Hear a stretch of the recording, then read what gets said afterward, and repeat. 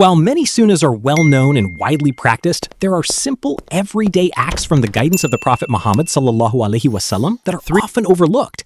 Reviving these beautiful sunnahs is an easy way to earn reward and turn ordinary moments into acts of worship.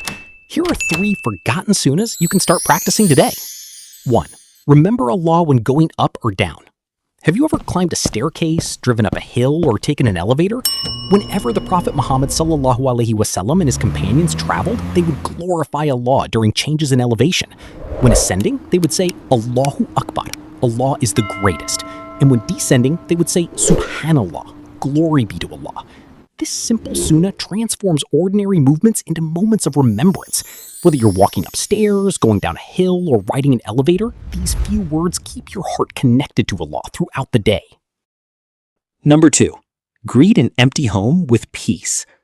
Most Muslims know to say Assalamu alaikum when entering a home where others are present. But what if no one is inside? Allah Ta'ala يقول في Surah An-Nur, فَإِذَا دَخَلْتُمْ بُيُوتًا فَسَلِّمُوا عَلَى أَنفُسِكُمْ تَحِيَّةً مِّنْ عِنْدِ اللَّهِ مُبَارَكَةً طَيِّبَةً.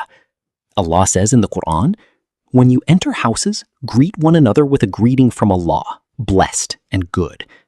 Based on this verse, many scholars recommended saying, Assalamu alayna wa ala ibadillahi as-salihin. Peace be upon us and upon the righteous servants of Allah. Beginning your time at home with words of peace fills your house with the remembrance of Allah, even when you are alone. Number 3. Perform wudu before sleeping. After a long and tiring day, it can be tempting to go straight to bed. قال النبي صلى الله عليه وسلم إذا أتيت مضجعك فتوضأ وضوءك للصلاة. The Prophet ﷺ said, when you go to bed, perform ablution as you do for prayer. Sahih al-Bukhari and Sahih Muslim. Sleeping in a state of purification is a beautiful sunnah. It allows you to end your day in obedience to Allah.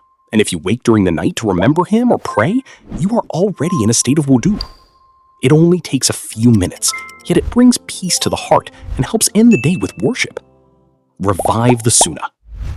Sometimes the greatest acts of worship are also the simplest.